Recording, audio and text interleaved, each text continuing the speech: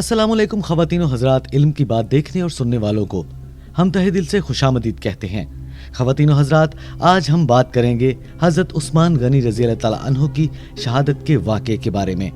मगर उससे पहले हम आपसे इल्तमास करते हैं कि अगर अभी तक आपने इल्म की बात को सब्सक्राइब नहीं किया तो कर लीजिए और बेल आइकन को प्रेस करना मत भूलिएगा, और साथ के साथ आप कमेंट बॉक्स में अपने ख्यालात का इजहार जरूर करते रहिएगा, जिससे हमारी और हमारी टीम की हौसला अफजाई होती है। जी तो ख़वातीन और हज़रात, जिस वक्त शरपसंदों और बागियों ने हजरत सैयदना उस्मान गनी के घर का मुहासरा कर रखा था, हजरत ज़ैद बिन साबित रज़ी अल्लाह ताला अन्हु ने आकर अर्ज किया, अमीरुल मोमिनीन, अंसार दरवाजे पर खड़े मुंतजर हैं। आपने फरमाया, अगर वो जंग की इजाजत चाहते हैं तो इन्हें बिल्कुल इजाजत नहीं। इसी दौरान हजरत अबू हुरैरा रज़ी अल्लाह ताला अन्हु ने जंग की इजाजत मांगी तो फरमाया, क्या तुम ये पसंद करते हो कि मुझ समेत तमाम दुनिया को कत्ल कर दिया जाए? तो उन्होंने अर्ज किया, नहीं अमीरुल मोमिनीन। अमीरुल मोमिनीन के इस फरमान में हिसार की तरफ इशारा था कि जिस शख्स के बगैर या फसाद के लिए किसी दूसरे शख्स को कत्ल किया तो गोया उसने तमाम दुनिया की इंसानियत को कत्ल कर दिया। सूरह माइदा की आयत नंबर 32 का तर्जुमा है ये। इस आयत के मुताबिक इसकी वजह ये थी कि बागियों ने किसी शख्स को न कत्ल किया था और न जमीन पर किसी किस्म का फसाद किया था, सिर्फ हजरत सैयदना उस्मान गनी रज़ी अल्लाह ताला अन्हु के घर का मुहासरा कर रखा था। दोस्तों, आज इस वीडियो में शहादत उस्मान बिन अफ़ान का जिक्र किया जा रहा है। हजरत मरा बिन काब रज़ी अल्लाह ताला अन्हु फरमाते हैं कि रसूल अकरम सल्लल्लाहु अलैहि वसल्लम ने ये पेशीन गोई की थी, आने वाले वक्तों के बारे में बयान फरमा रहे थे। इतने में एक शख्स का गुजर वहां से हुआ जो कपड़ा ओढ़े जा रहा था। हुजूर अकरम सल्लल्लाहु अलैहि वसल्लम ने फरमाया कि फितनों के वक्त ये शख्स हिदायत पर होगा। मैंने पलट कर देखा तो हजरत उस्मान थे। हजरत उस्मान बिन उमर रज़ी अल्लाह ताला अन्हु बयान फरमाते हैं कि रसूलुल्लाह सल्लल्लाहु अलैहि वसल्लम फितनों का बयान करते हुए हजरत उस्मान गनी रज़ी अल्लाह ताला अन्हु की तरफ इशारा करते हुए फरमाया, ये शख्स उन फितनों में मजलूम शहीद किया जाएगा। उस्मान गनी रज़ी अल्लाह ताला अन्हु को हुजूर अकरम सल्लल्लाहु अलैहि वसल्लम ने इनकी पेशीन गोई के मुताबिक ये यकीन था कि उनकी शहादत मुकद्दर होगी। हुजूर सल्लल्लाहु अलैहि वसल्लम उस्मान गनी रज़ी अल्लाह ताला अन्हु को इन फितनों के मुतल्लिक पेशीन गोई फरमाई थी और सब्र व इस्तकामत की ताकीद फरमाई थी। हजरत उस्मान रज़ी अल्लाह ताला अन्हु लम्हा ब लम्हा इस वक्त के मुंतजर थे जो उनके लिए मुकद्दर हो चुका था। जिलहज सन 35 हिजरी बरोज जुम्मा सैयदना उस्मान गनी रज़ी अल्लाह ताला अन्हु ने ख्वाब में देखा कि हुजूर अकरम सल्लल्लाहु अलैहि वसल्लम और हजरत अबू बकर व उमर तशरीफ फरमा हैं और हुजूर सल्लल्लाहु अलैहि वसल्लम फरमा रहे हैं, उस्मान जल्दी करो, हम तुम्हारे अफ्तार के मुंतजर हैं। एक रिवायत में है कि हुजूर अक़दस सल्लल्लाहु अलैहि वसल्लम ने फरमाया, उस्मान आज जुम्मा मेरे साथ पढ़ना। हजरत सैयदना उस्मान गनी रज़ी अल्लाह ताला अन्हु बेदार हुए और अपनी अहलिया मुतरमा से फरमाया कि वो वक्त करीब आन पहुंचा है। जब आपने लिबास तब्दील किया और तिलावत कुरान पाक में मशगूल हो गए, उसके थोड़ी देर बाद बागियों ने हमला किया और मुज़ाहमत करते हुए जख्मी हो गए। बागियों ने हजरत उस्मान गनी रज़ी अल्लाह ताला अन्हु पर कई वार किए, लेकिन इस दौरान एक अजीम शफी ने तलवार का एक ऐसा वार किया कि हजरत जुल्कुरनैन की हयात शमा बुझ गई। इस हादसे में आप रज़ी अल्लाह ताला अन्हु की अहलिया मुतरमा की उंगलियां कट गईं और 3 दिन तक आपका जस्द मुबारक तदफीन से महरूम रहा। कत्ल करने के बाद जालिमों ने आपके घर का तमाम सामान लूट लिया। तारीख़ आलम में ऐसी मिसाल कहीं नहीं मिलती कि किसी हुक्मरान के खिलाफ कुछ लोग बागी हों और हुक्मरान को अपनी ज़ात और अपनी हुकूमत मुतअद्दिद फ़ज़ाइल हासिल हों। न सिर्फ ये कि बल्कि जाबाज, रुफ़का, अरकान दौलत और तमाम अफवाज सब इनके हामी हों, बागियों का कला कमा करने के लिए बेताब हों और बार बार इस हुक्मरान से इन बागियों की सरकशी का खात्मा करने का मुतालबा करते रहे हों। लेकिन वो हुक्मरान सिर्फ इसी वजह से बागियों से जंग की इजाज़त नहीं देता कि कहीं एक जान की बका के लिए सैकड़ों जानें तलफ ना हो जाएं। आखिरी वक्त तक आपके रुफ़का बागियों का मुहासरा और इनसे मुकाबला करने की इजाज़त तलब करते रहे, लेकिन आपका एक ही जवाब था कि मैं अपनी ज़ात के लिए मुसलमानों की तलवारें बाहम टकराते नहीं देख सकता। खलीफा सोम हजरत उस्मान गनी रज़ी अल्लाह ताला अन्हु कुरैश की एक शाख बनु उमैया में पैदा हुए। वालिद अफ़ान को कदर की निगाह से देखा जाता था। सिलसिला मनाफ से हजरत मोहम्मद सल्लल्लाहु अलैहि वसल्लम से जा मिलता। हजरत उस्मान की नानी आप सल्लल्लाहु अलैहि वसल्लम की फूफी थीं। आप सबसे पहले इस्लाम कबूल करने वालों में से थे और उन लोगों में से आप चौथे नंबर पे थे। आप एक खुदा तरस और गनी इंसान थे। आप अल्लाह ताला की राह में दौलत को दिल खोल कर खर्च करते थे।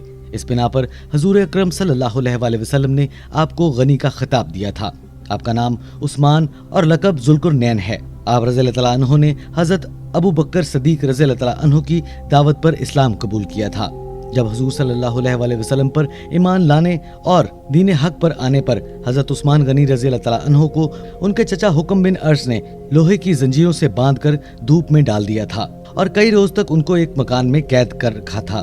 چچا نے کہا، تم جب تک اس دین کو نہیں چھوڑتے میں تم کو نہیں چھوڑوں گا، اور انہوں نے اپنے چچا کو جواب میں کہا، چچا اللہ کی قسم میں اس دین حق کو نہیں چھوڑ سکتا اور اس دولت ایمان سے میں کبھی منہ نہیں پھیر سکوں گا۔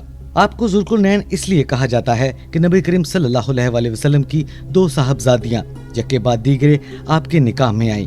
یہ واحد اعزاز ہے جو کسی اور کو حاصل نہ ہوا۔ آپ رضی اللہ تعالیٰ عنہ کا شمار عشرہ مبشرہ میں کیا جاتا ہے، یعنی وہ صحابہ مبارک جن کو آپ نبی کریم صلی اللہ علیہ وسلم نے اپنی حیات مبارکہ میں جنت کی بشارت دے دی ہو۔ آپ نے اسلام کی راہ میں 2 ہجرتیں کی تھیں، ایک حبشہ اور دوسری مدینہ منورہ کی طرف۔ حضرت عمر رضی اللہ تعالیٰ عنہ کی وفات ذی الحج 23 ہجری کو ہوئی۔ حضرت عمر رضی اللہ تعالیٰ عنہ نے اپنی وفات سے پہلے ایک کمیٹی تشکیل دی، جس کمیٹی میں جو صحابہ کرام شامل تھے ان میں حضرت عثمان غنی رضی اللہ تعالیٰ عنہ، حضرت علی رضی اللہ تعالیٰ عنہ، حضرت طلحہ رضی اللہ تعالیٰ عنہ، حضرت زبیر رضی اللہ تعالیٰ عنہ، حضرت سعد بن ابی وقاص رضی اللہ تعالیٰ عنہ، حضرت عبد الرحمن بن عوف رضی اللہ تعالیٰ عنہ اس کمیٹی میں شامل تھے۔ اس کمیٹی نے حضرت عثمان رضی اللہ تعالیٰ عنہ کو خلیفہ نامزد کیا اور اس کے 3 دن بعد حضرت عثمان رضی اللہ تعالیٰ عنہ کو کثرت رائے سے خلیفہ منتخب کیا، اور حضرت عثمان اب 70 سال کے ہو چکے تھے۔ آپ رضی اللہ تعالیٰ عنہ نے 35 سال کی عمر میں اسلام قبول کیا اور 23 سال تک آپ رضی اللہ تعالیٰ عنہ نے حضرت محمد صلی اللہ علیہ وسلم کے ساتھ مل کر اسلام کی توصیف پائی، اور حضرت ابو بکر اور حضرت عمر رضی اللہ تعالیٰ عنہ کی خلافتوں کے دوران جو عرصہ بنتا ہے وہ 12 سال سے کچھ زیادہ کا ہے۔ لیکن اللہ تعالیٰ کی توصیف میں خلیفہ بن کر آپ نے مزید اسلام کی خدمت کی۔ جن سالوں میں حضرت عمر اور حضرت ابو بکر رضی اللہ تعالیٰ عنہ کی خلافتوں کا زمانہ بنتا ہے، آپ کے دور خلافت میں ایران اور شمالی افریقہ کا کافی علاقہ اس سلطنت کے پیش نظر رہا ہے۔ حضرت محمد صلی اللہ علیہ وسلم کی بعض پیشین گوئیاں بھی آپ کی خلافت بننے کے بارے میں تھیں، جیسا کہ بتایا گیا کہ حضور صلی اللہ علیہ وسلم نے ایک موقع پر فرمایا، عثمان اللہ تعالیٰ تم کو ایک کرتا پہنائے گا، اور اگر لوگ تم سے مطالبہ کریں کہ اس کرتے کو اتار دو تو تم ہرگز اس کرتے کو مت اتارنا۔ اس پیشین گوئی میں صاف ظاہر ہے ان کی خلافت میں ایک ایسا فتنہ سامنے آئے گا جو ان کو ان کی خلافت چھوڑنے پر مجبور کرے گا، تاکہ خلفائے راشدین کی حکومت ختم ہو جائے اور مسلمانوں کی خلافت منتشر ہو جائے۔ یہ ایک عام سی بات ہے۔ حضرت رسول صلی اللہ علیہ وسلم نے آپ کو نصیحت فرمائی کہ ہر صورت میں اپنے منصب پر قائم رہنا۔ جناب حضرت عثمان رضی اللہ تعالیٰ عنہ کے دور میں اسلام کو بے پناہ ترقیات نصیب ہوئیں، اور اس دور میں ایک ایسے فتنے نے سر بھی اٹھایا تھا۔ 35 ہجری میں ذکت کے پہلے عشرے میں باغیوں نے آپ کے گھر کا محاصرہ کیا، اور اس محاصرے کے دوران آپ کا کھانا پینا بند کر دیا۔ آپ تقریباً 40 دن تک بھوکے رہے تھے۔ 72 سالہ حضرت عثمان غنی رضی اللہ تعالیٰ عنہ کو جمعۃ المبارک 18 ذی الحج کو قرآن پاک کی تلاوت کرتے ہوئے شہید کر دیا گیا۔ حضرت عثمان غنی رضی اللہ تعالیٰ عنہ کی شہادت ہوئی تو شر پسندوں نے 3 دن تک آپ کو دفن کرنے سے روکا۔ آخر 3 دن کے بعد مدینہ کے کچھ با اثر لوگوں نے، جن میں حکیم بن حشام اور حضرت زبیر مطب بھی تھے، حضرت علی رضی اللہ تعالیٰ عنہ سے حضرت عثمان رضی اللہ تعالیٰ عنہ کی وفات کے بارے میں بات چیت کی اور ان سے درخواست کی کہ آپ اور آپ کے خاندان کے لوگ اس مسئلے میں ان کی مدد کریں کہ حضرت عثمان غنی رضی اللہ تعالیٰ عنہ کو دفنایا جا سکے۔ جب سرکشوں کو اس بات کا علم ہوا تو وہ راستے میں پتھر لے کر بیٹھ گئے اور جنازہ گزرنے پر انہوں نے اس پر پتھراؤ کیا۔ مدینہ میں ایک احاطہ تھا جس کا نام حسر کوکب تھا، یہودی اس میں دفن ہوا کرتے تھے، چنانچہ جنت البقیع میں شرپسند حضرت عثمان کو دفن نہیں کرنے دے رہے تھے، اس لیے آپ کو حجرہ کوکب میں دفن کرنے کا پروگرام بنایا گیا اور رات کے پہر آپ کو دفن کیا گیا، یہاں تک کہ وہ جنت البقیع سے کچھ فاصلے پر تھا۔ جب امیر معاویہ خلیفہ بنے تو اس نے احاطے کی دیوار کو گرانے کا حکم دیا اور لوگوں کو تلقین کی کہ وہ اپنے مردوں کو یہاں پر دفن کریں تاکہ یہ علاقہ پھیل کر جنت البقیع میں شامل ہو جائے۔ آپ اس بات سے اندازہ لگا سکتے ہیں کہ رسول اکرم صلی اللہ علیہ وسلم کے صحابی کے ساتھ کس طرح کا سلوک گوارا رکھا گیا تھا، لیکن ایک دفعہ بھی انہوں نے اپنی ذات کے بارے میں نہیں سوچا۔ ان کے قریبی دوستوں نے اور ان کے رفقا نے بہت زور لگایا کہ ان باغیوں کا قلع کما کیا جائے، لیکن انہوں نے اس لیے ان کو اجازت نہیں دی تھی کہ وہ نہیں چاہتے تھے کہ مسلمانوں کی تلواریں آپس میں ٹکرائیں اور ایک بندے کو بچانے کی خاطر بہت سے مسلمانوں کا ناحق خون بہے۔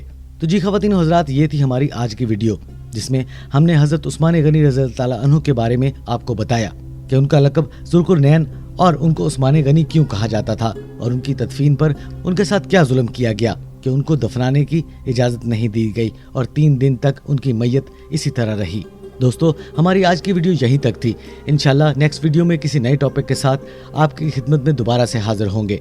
अपने अजीज़ व कारब और अपने वालिदैन का बहुत सा ख्याल रखिएगा। हमें दीजिए इजाज़त, और इजाज़त से पहले हम आपसे इल्तमास करते हैं कि अगर अभी तक आपने इल्म की बात को सब्सक्राइब नहीं किया तो कर लीजिए और बेल आइकन को प्रेस करना मत भूलिएगा, ताकि हमारी हर नई आने वाली मालूमाती वीडियो की अपडेट आपको बर वक्त और हर वक्त मिलती रहे। अल्लाह आपका हामी व नासिर हो। अल्लाह हाफिज़।